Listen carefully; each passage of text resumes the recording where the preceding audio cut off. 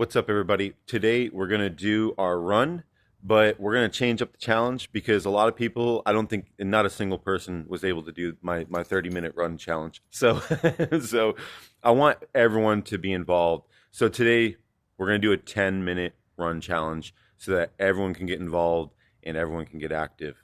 Let's start. Okay, let's go. So we're just going to do 10 minutes. Remember, it's really important that every day you're grateful. Okay?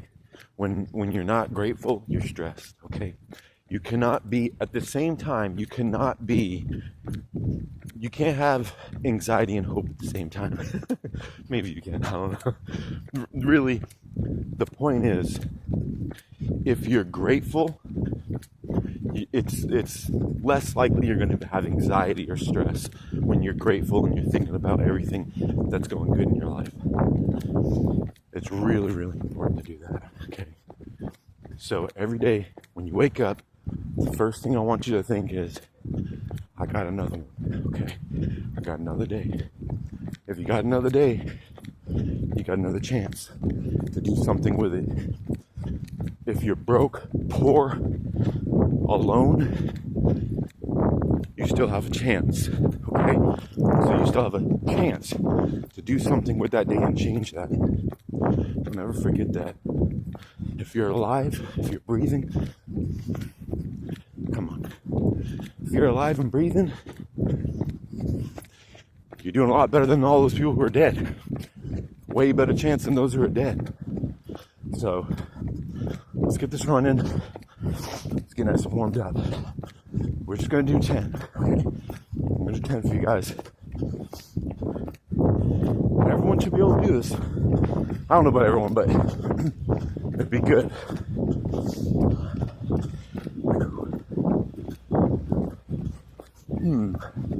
Which way will we go today?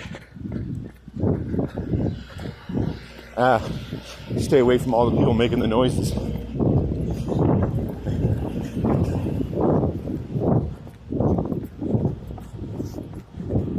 So this is it. If you want to see, I want a way to turn around so you can see my feet. It's all good. Keep a good pace and make sure you're running. If you can only run 3 minutes, but you're actually running, that's better than 10 minutes jogging. Because jogging is just walking, but you're tricking people into thinking you're running.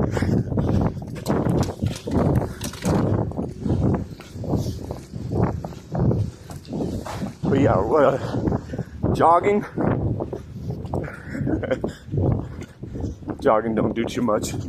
You might as well do burpees. Running activates your core. Jogging doesn't activate your core. Because I'm stabilizing with my core and I'm pushing. So I'm twisting my body and I'm pushing up. I twist, push up, twist, push up. Just on a little micro level. Jogging, you can relax your core because you're stabilizing yourself with both feet. Okay? You're not doing that when you're running. When you're running, only one foot's on the ground at a time. That foot launches, next foot goes through the air and lands. Oh yeah, what do we got, like 1 minute? 4, oh wow, okay. Maybe 10 minutes was way too small. I literally just turned my block. But that goes to show I'm willing to meet you guys halfway, okay? You don't have to sit here and run 30 minutes straight. Do 10 minutes with me. Run 10 minutes with me and feel it with me. Get nice and healthy. Try to give you guys some good sights. God has put me in a beautiful neighborhood. Very, very grateful. I was just vagabond, a traveler. I was just an Indian boy, just a little Indian boy, always traveling around everywhere. I grew up on sovereign Indian land. Like we didn't have a reservation because we never lost our land. But the problem with that is we lived in the northwest mountains of Maine on our Indian land from the Indian Land Claim Act. And so it's just kind of like there's nothing there. That's why we moved away from Indian land. Now I'm way over here in Texas. But I forgot what I was saying. It'll come back to me. But yeah, I remember now. So I was just a vagabond. I traveled around the country, exploring. I wanted to see all the cities, all the sights. And it was fun. The best time of my life. Spent like 15 years vagabonding, just traveling all over the place. Free spirit. And then some youngins, 3 youngins, tried to blow my face off with a gun in a park in Salisbury, North Carolina. And that's when I was like, okay. I was like, that burned my face. The gunpowder burned my face. And I made it on the news. You guys can check out my news interview if you want to. I'll probably put that on this channel. Get a link to that. I did a news interview with my Taekwondo school shirt. It was hilarious. The lady, Brittany Johnson, she was giving me the interview. She had the microphone on my face. And she kept pointing the microphone in my face like this. And I just ate gunpowder, fighting for my life around a tree, going to war with three dudes trying to blow my head off in a park. And now I got this lady telling me what happened. And she's sitting there going like this, pointing this black thing in my face. And I'm sitting there going like this. My friend was on the side. I didn't notice it, but my friend said it. My friend was like, did you know that you were going like this when she was pointing the microphone? I was like, no, I didn't. It's whatever. Anyway, that's what killed my whole trips. I was like, I told my friend after that interview, I was talking to my friend, he was like, what are you gonna do now? I was like, I'll be honest, I just wanna go home. I don't wanna do this anymore. 15 years, it was dangerous. I was fine. I'm a Taekwondo black belt, you know. I don't mind fighting. I don't want to fight, but I will set you on your ass. I will 100% set you on your ass. I don't care how big and bad you are. I got a nasty sidekick. But anyway, get behind me, Satan. That's vanity. Get behind me. But I was never scared of anything. You know, I was like, God's with me. I was like, I hit hard. I got a hard head, and I have heavy hands. What do I have to fear? Oh yeah, that's right. People shoot guns in my face. Yeah. Then I was like, oh okay. I was like, maybe I'm not as big and as bad as I thought I was. Forgot that dude was 17 years old. He was taller than me. He was a big old boy. He's like 6'5", probably like 150 pounds though. Weighed nothing. Big for nothing. But he had that little Ruger, and bang! Tried to blow my head off. He was close. It was pretty close. It was pretty much point blank. He was probably about like 6 feet from me, but the bullet probably missed my head by like a foot. I'd love to say, oh, it missed me by inches. He missed big time. I ducked to that tree, and he traced my head and shot the tree. Bang! Just like that. And that little fucking flame, the shit just comes out. It's like the gunpowder hits your face when you're that close to it. Because I'm like running into him. He was dry firing at me, just going like click, click, click. And I thought he was just bluffing or had like a fake gun. And so I tried to charge him. I started charging him, hoping to get him to just spook and just run. But he didn't. He started penguin walking backwards as he was messing with the slide. And I got about 6 feet to him in a full sprint. And I see him pull the slide and lift his hands up at my face. And I was like, ah! And I just yanked my chest towards the tree as I was still falling towards him. And we just collided just like that. Bang! Sounded like the devil was barking. Lit up the whole, it was pitch black. It was like 2 in the morning, but 1:30 in the morning. And it was pitch black. When he fucking fired that gun in my face, yeah, it was like, it lit the park up. That park turned to daytime real quick. Went from pitch black to, it was daytime in my face. But yeah, that made me say, you know what? Let me get my effing life together. I was like, I don't need it. I was like, I am not, I thought I was big and bad until someone tries to shoot you in the face and they barely fucking miss. He shot the tree. The bullet went in the tree. As I was diving behind the tree, the bark hit me in the face.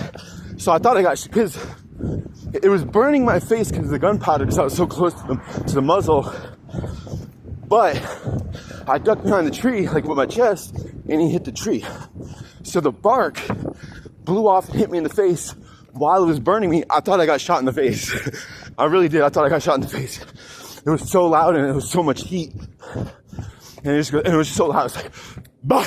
It was so loud. And then, yeah, I was sitting behind the tree. I remember my chest up against the tree. And I was just sitting there looking like, holy shit, I'm still alive. I was like, I'm still alive. And I just started yelling at him.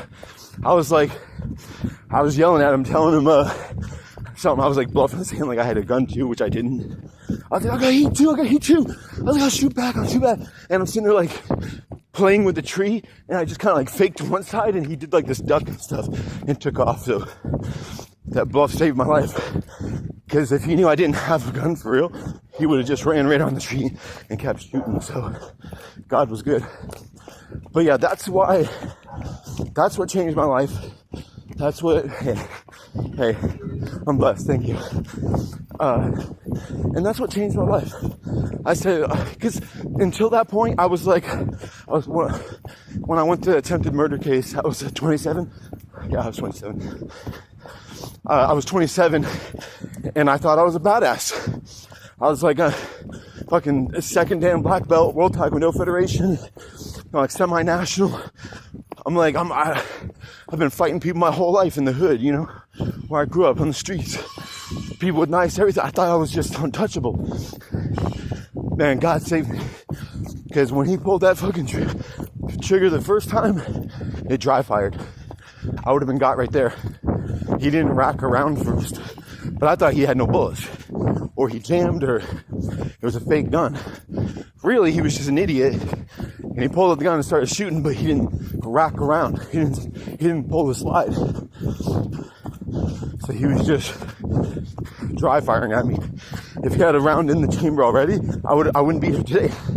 He would have hit me on that first shot. But I heard the dry firing because I had shoved him. Like I blasted him back with just like an open hand to his chest. And I was looking at the other guys. And when I turned back around, he had already pulled the gun out. He was dry firing at me. And that's really the only thing that gave me time to get to that tree. But if I could do it over again, I probably would have ran the other way, not towards him, because I barely made it. God was good. But that's the honest truth, man. I should have went the other way. But I just thought that I thought I was so good that I was like, okay, even when you don't need to use the hands, I'll use like a mental attack where I try to get him to run. He didn't even fall for that. He didn't get spooked. He just like penguin walked backwards. Anyway, my friend was like, what are you gonna do now? I was like, I was all over nationwide news. You can look me up, you can see I'm all over the news. And he's like, what are you gonna do now? I told him, I was like, I just wanna go home. And he was like, yeah, I wish I could go to Cali. I was like, bro, you got a car. You have a car right now. I was like, go. He's like, I don't have any money. I was like, I've been traveling for 15 years. I've been traveling since I was like 15, 16 years, something like that. I've been traveling all over the country. Never had money. Just hustle, work, do your thing. He was like, show me. I was like, bet. I was like, I'll get you across the country, show you how it's done. And when I show you how it's done, you can continue. Just leave me in Texas and get me home. We got to Santa Fe, New Mexico, and the car blew up. I went past Texas when we went up through Oklahoma, Arkansas, all that. And, cause we started in North Carolina, that's where I got shot at. And, it was just wild that, we got all the way to New Mexico. Car blew up. His mommy buys him a ticket. Meanwhile, me, you know, I'm a lone wolf. I done grew up in screw up. Giddy. You know, I'm just a light skin from around the way. You know? But he goes and gets a ride home, and I'm stuck in the New Mexico desert. I'm in the New Mexico desert, and I'm literally just walking through the desert, trying to find the next town. Like I'm in a Bugs Bunny, some kind of movie, like cartoon. And how did I get out of that desert? I think there was like a bullet train. I was able to hustle some money on the corner, just like flying a sign like a bum. Hustled up a few bucks, and I was able to get on a little bullet train into Albuquerque, where I was gonna hustle up some money to get a Greyhound to Texas. But then I found out it was a weed legal state, and I stayed there for 3 months. I was hustling, smoking weed, just being a lowlife.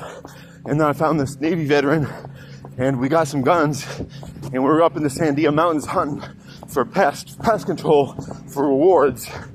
I'd like to say that we killed something we didn't. We were there every day. We never got to shoot anything, but we're still doing it, just unsuccessfully.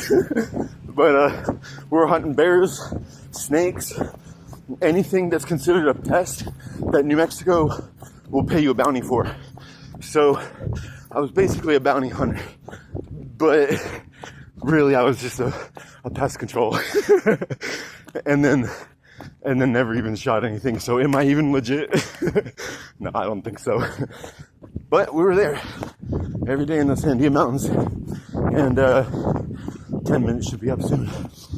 But yeah, it was wild. I stayed there for about 3 months, and then I'm an electrician, so one of my buddies was like, he's like, bro, let me get you out of there. I'll come pick you up, just come work for me. He's like, I can get to Oklahoma. He's like, if you can get to Oklahoma, I'll give you a ride. So I bought like a bunch of like gear, you know, vest. I had a 22 repeater rifle on a sling, and I was just running through the New Mexico desert, this time headed east. And I ran for about 60, 70 miles before a tweaker girl picked me up, and she told me, she was like, I saw you on my way to work this morning, and now I'm off work and you're still running. You must need a ride somewhere. And I told her, I was like, I'm just feeling good. I'm running to Texas. And she was like, well, I can get you to Oklahoma. I'm going to the casino. I was like, okay. About halfway through that ride, she's like, do you smoke meth? I was like, nah. I was like, nah. No, I don't. but thanks. And, but hey, you got a free ride, you know. I think she was like, I think she wanted me or something, but I don't know. I'm like Sam Sue. Like, I'm very shy brother. You know what I mean?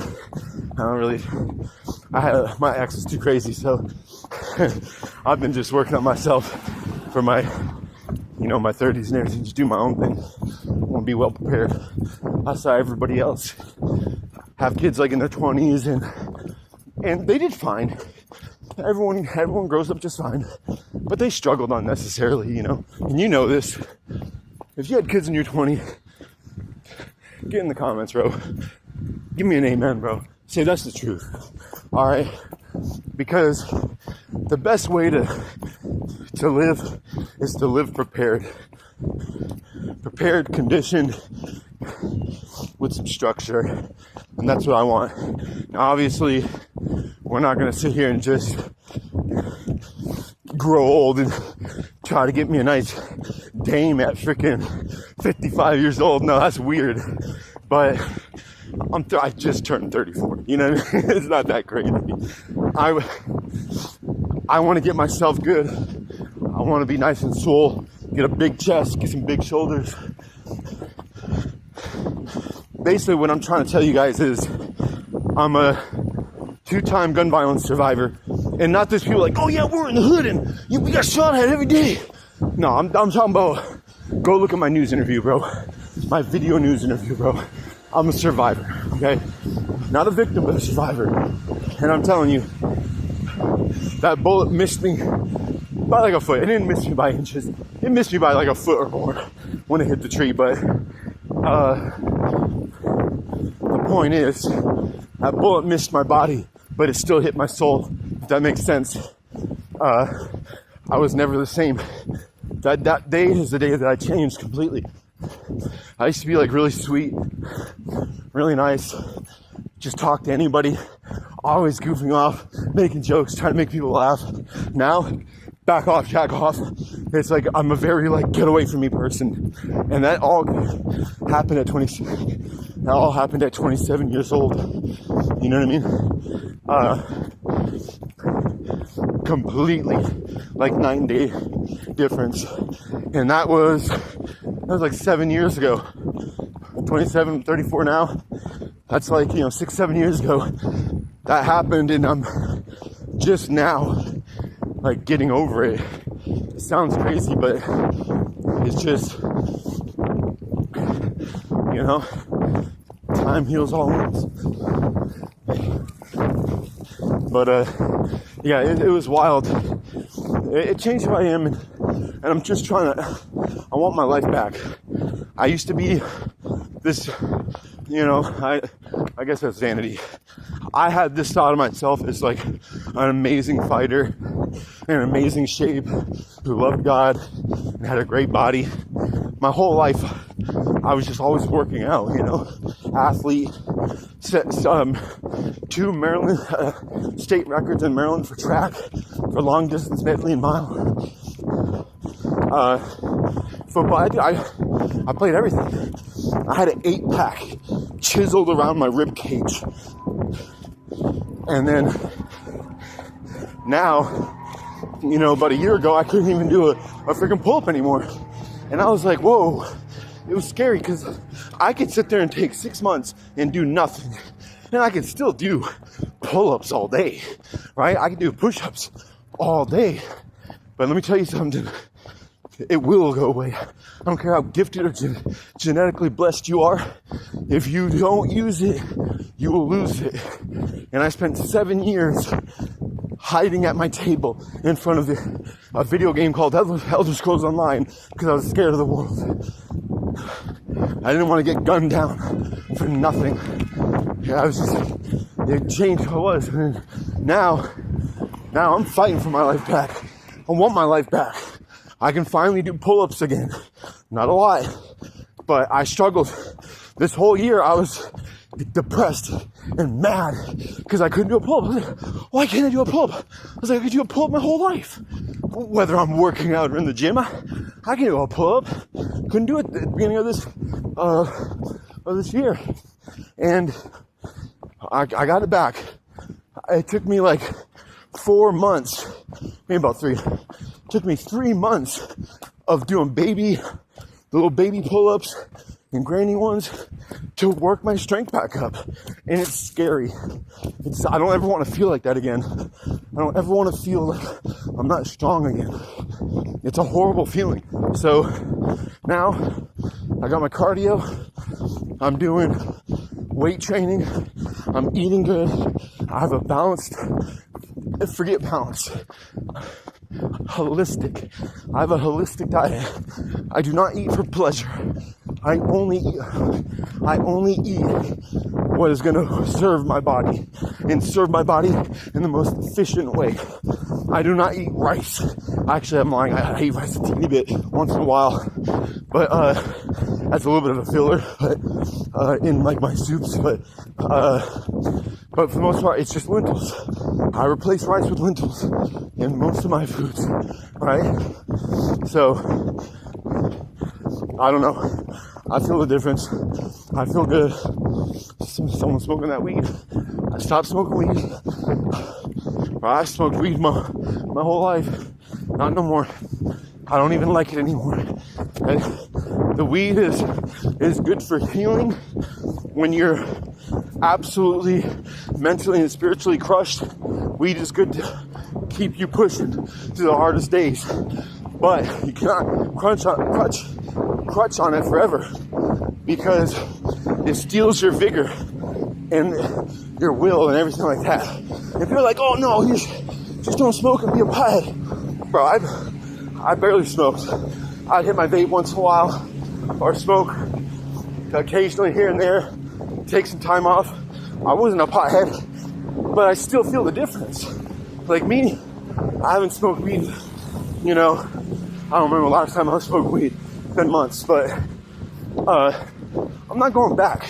I feel too good, healthy, like ambition, you know.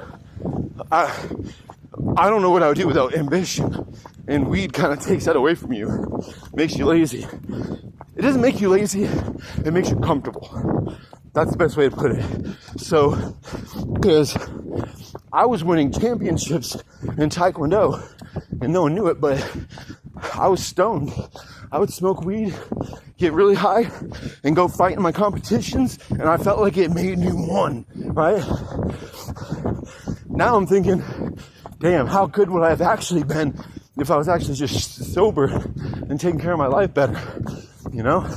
Sleeping well, hydrating, doing all that stuff, but can't go back, you can only move forwards. They say life is a tragedy going forward and a comedy looking back, but it only makes sense moving forward.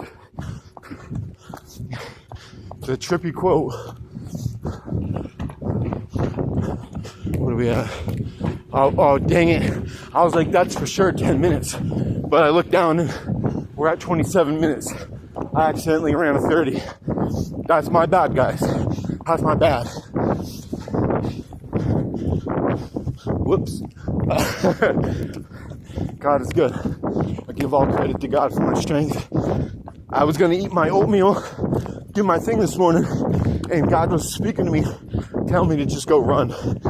And then when I started this run, he was telling me your life story. Now I see why, because it distracted me from my running. But God, you're so good. I love you. Basically, the moral of the story is, no matter how hard life kicks you down, you gotta keep pushing forward, your chest out. You gotta stick your chest out.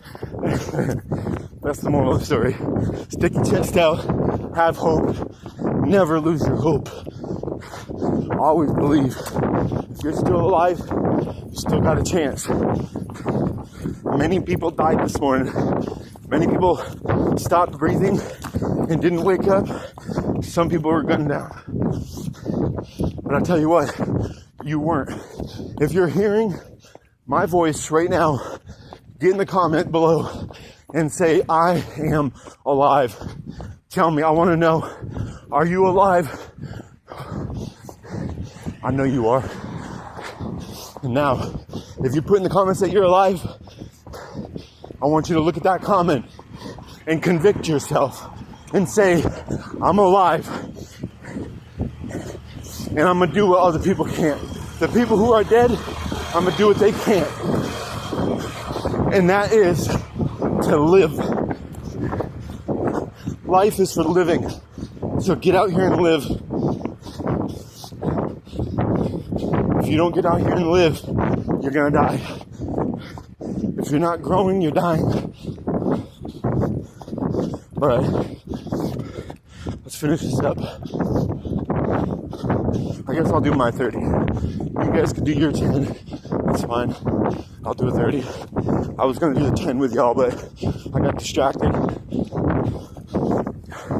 I love you guys. My name is Matthew.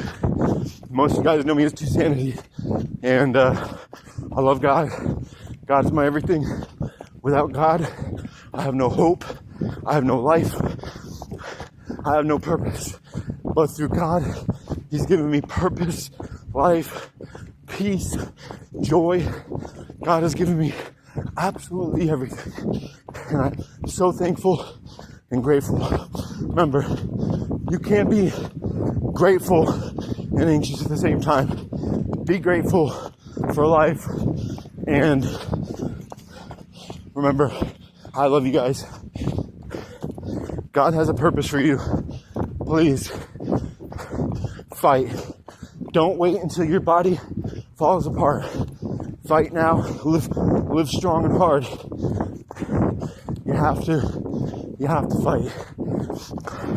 You have to resist the old man, the old woman in you. You have to resist. Or that old man, old woman is going to creep in and get comfortable. And that's when everything goes wrong.